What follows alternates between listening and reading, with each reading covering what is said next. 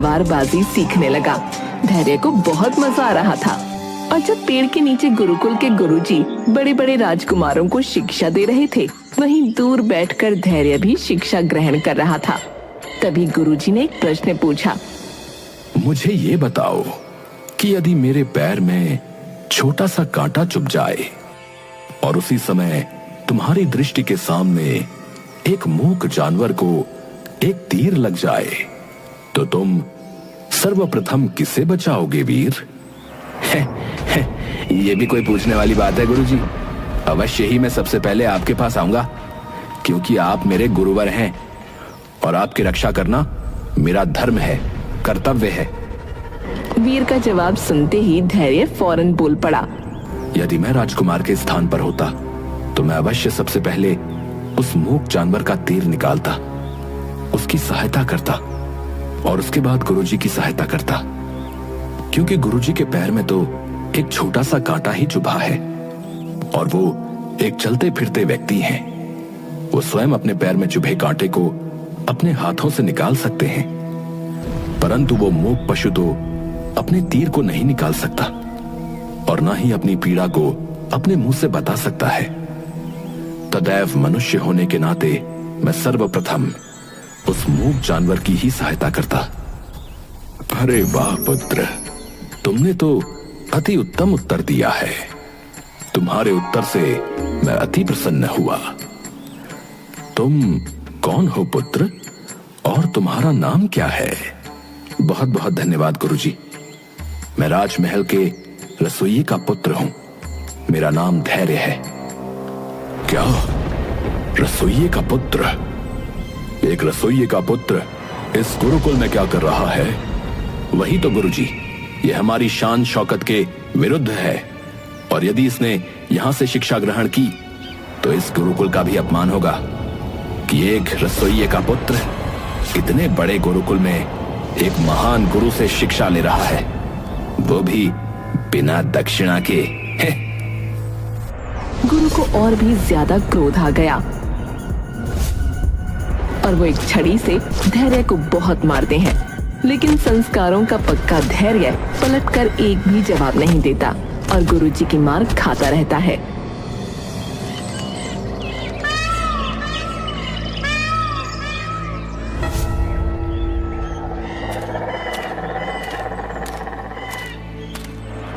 अरे गुरुजी, गुरुजी, आपको क्या हो गया गुरुजी? गुरुजी अपने हृदय पर हाथ रखे कुछ बोलने की कोशिश कर रहे थे, लेकिन वो कुछ भी नहीं कह पा रहे थे। लगता है आपको हृदय का दौरा पड़ा है। आप चिंता मत कीजिए, मुझे पता है आपको कौन सी जड़ी बूटियों की आवश्यकता है। तभी धैर्य भागकर जंगल गया।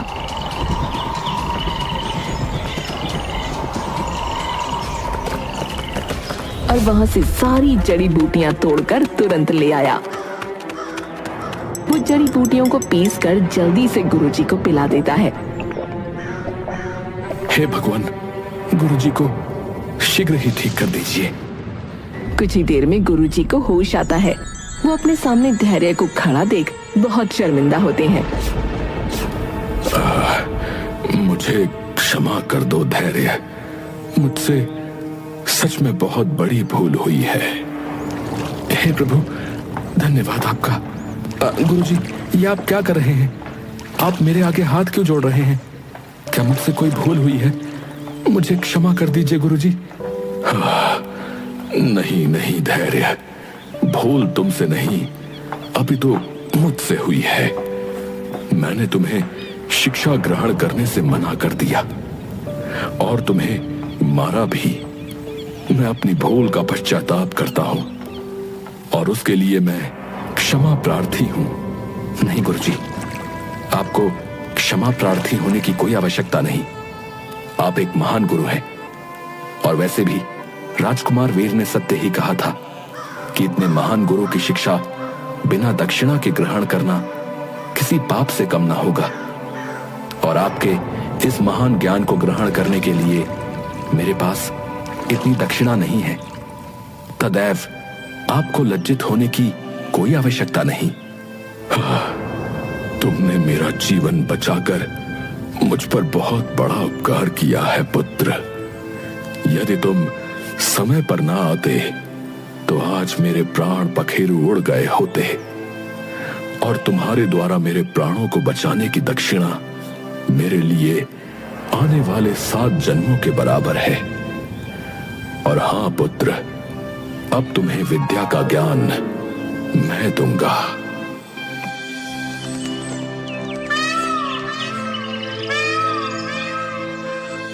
अब धैर्य सैन्य शिक्षा के साथ साथ गुरुकुल की शिक्षा भी ग्रहण करने लगा।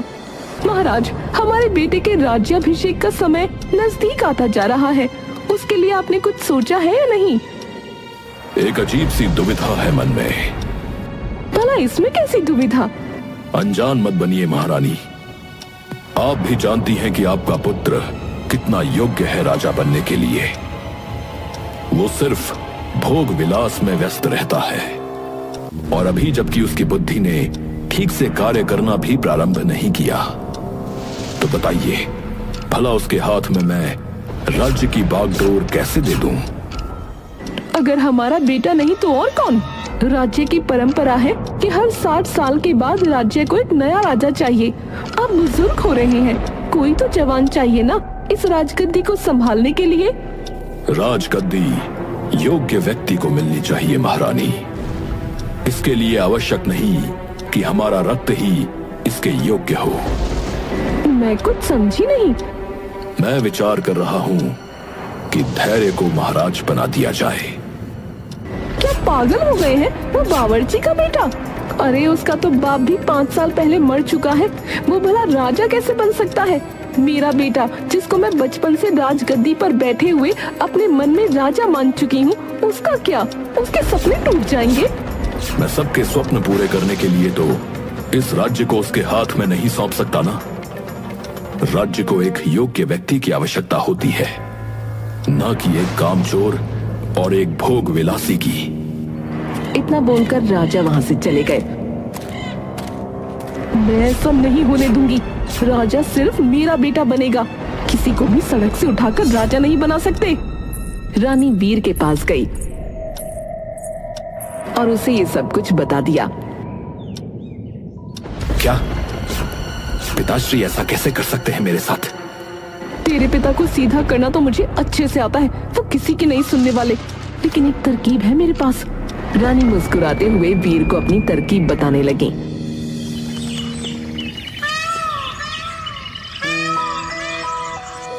अगली सुबह जब धैर्य बगीचे में तलवारबाजी का अभ्यास कर रहा था, तभी वीर उसके पास आया। धैर्य, तुम यहाँ हो और पिताश्री तुम्हें पूरे राजमहल में ढूंढ रहे हैं। क्या आप सच कह रहे हो राजकुमार? महाराज ने क्या सच में मुझे स्मरण किया? हाँ हाँ, तुम मिले नहीं तो उन्होंने मुझे ही बता दिया। ये लो, ये पत्र पढ़े बिना किसी को देना है। पत्र? किसे देना है? ये तो मैं भी नहीं जानता, परंतु हाँ, मुझे इतना पता है कि वो काले वस्त्रों में तुम्हें संध्या के समय बाजार की तरफ मिलेगा। वो तुमसे कहेगा कि चिड़िया उड़ चुकी है, तो तुम समझ जाना कि वही सही व्यक्ति है। और हाँ, तुम इसे किसी अनुचित इंसान के हाथ में मत दे देना, क्योंकि कुछ आवश्यक काम है। इतने बड़े कार्य के लिए महाराज ने तुम्हें चुना है। ये सुनकर तो धैर्य खुशी से पागल हो गया।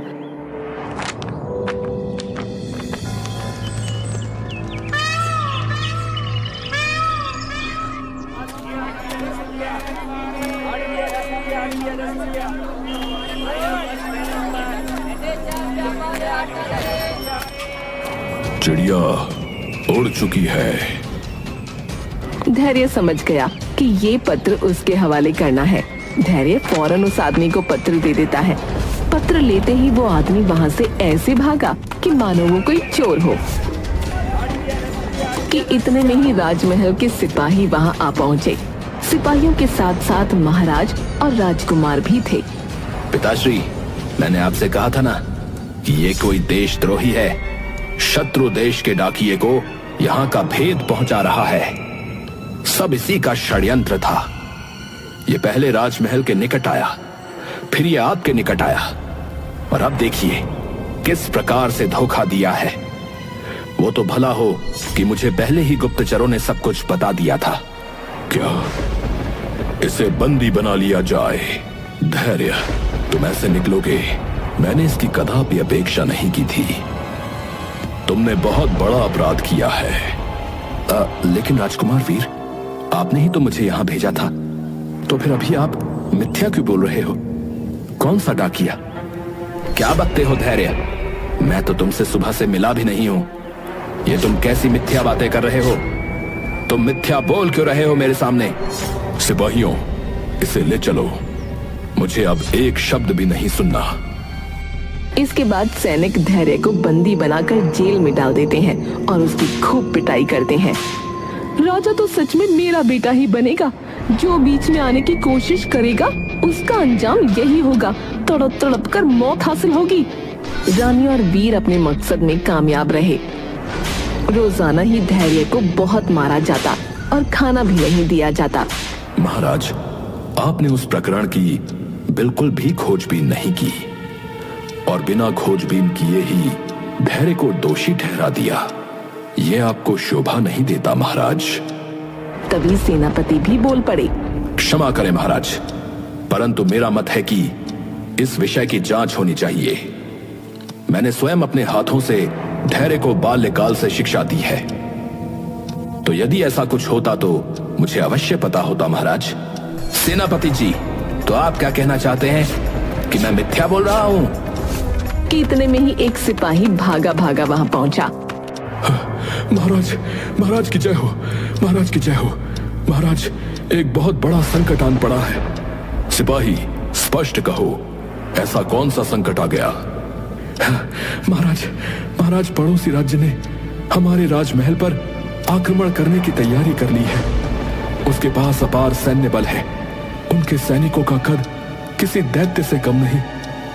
प्रतीत होता है 100 घोड़ों का बल एक ही सैनिक में समा गया हो, और ऐसी 2-2.5 लाख की सेना है उनके पास महाराज। क्या कहा? 2-2.5 लाख मनुष्यों की सेना? इतने सैनिक तो मैंने आज तक कभी नहीं देखे। परंतु अब आगे क्या होगा महाराज? सेनापति, तुरंत मंत्रिमंडल से मंत्रणा की जाए।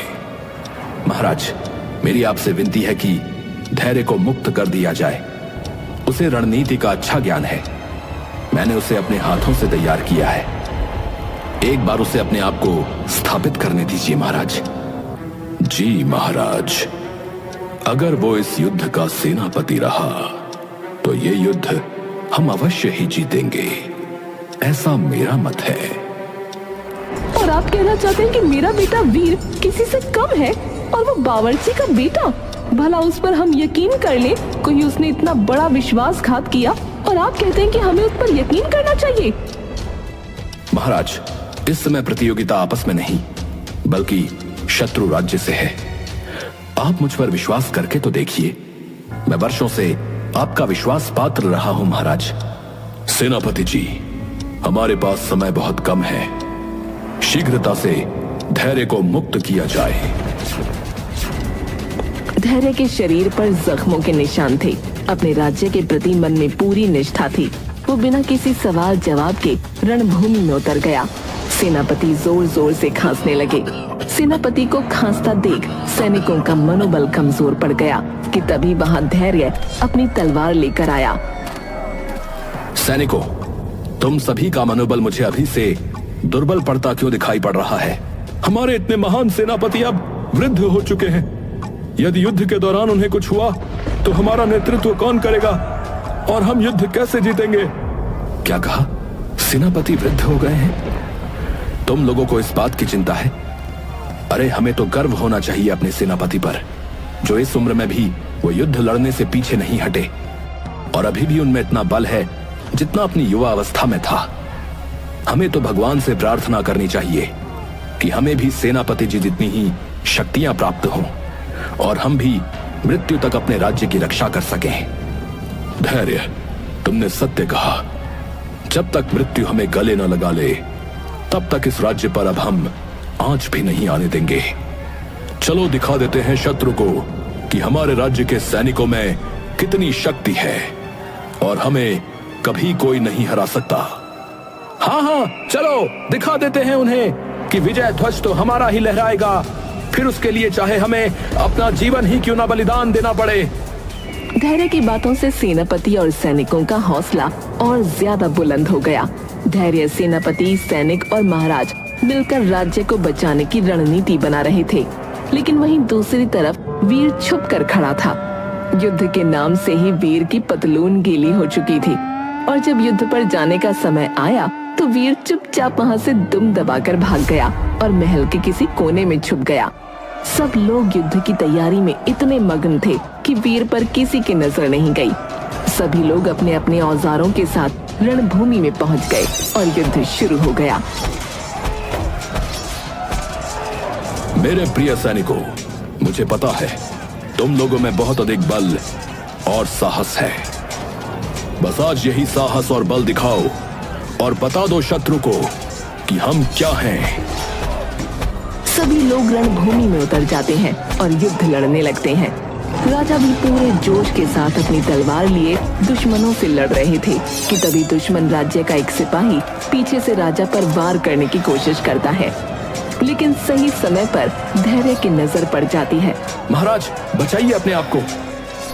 और धैर्य अपनी तेज तर्रार तलवार से दुश्मन सिपाही का वध कर देता है।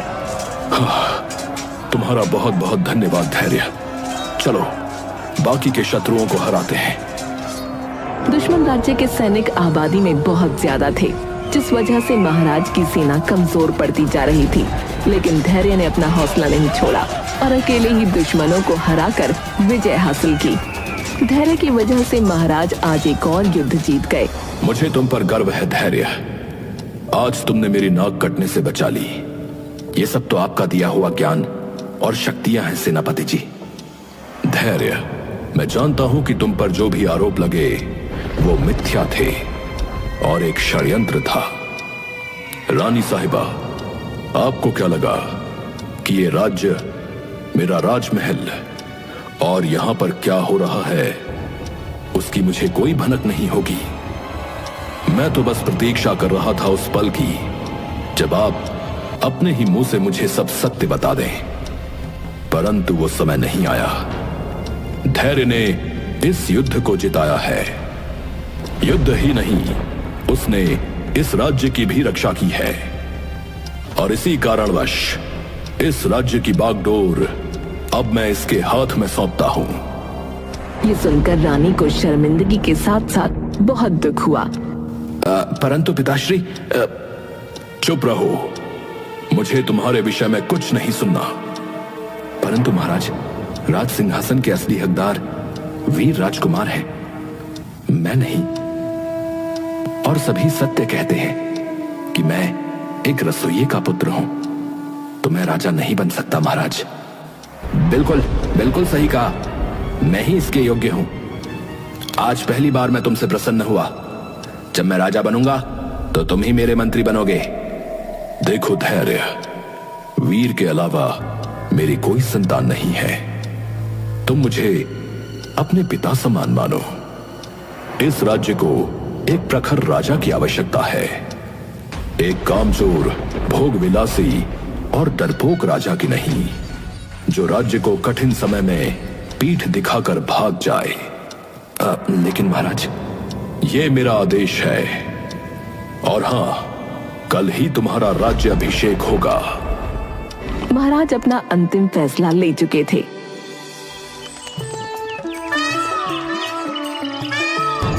अगले दिन धैर्य के राजा बनने का समय आया। सभी लोग बहुत खुश थे। महाराज की जय हो, राजकुमारों की जय हो। मुझे तुम पर बहुत गर्व है पुत्र। महाराज की जय हो। और वहीं रानी और वीर कोने में खून का घूंट पीकर चुपचाप खड़े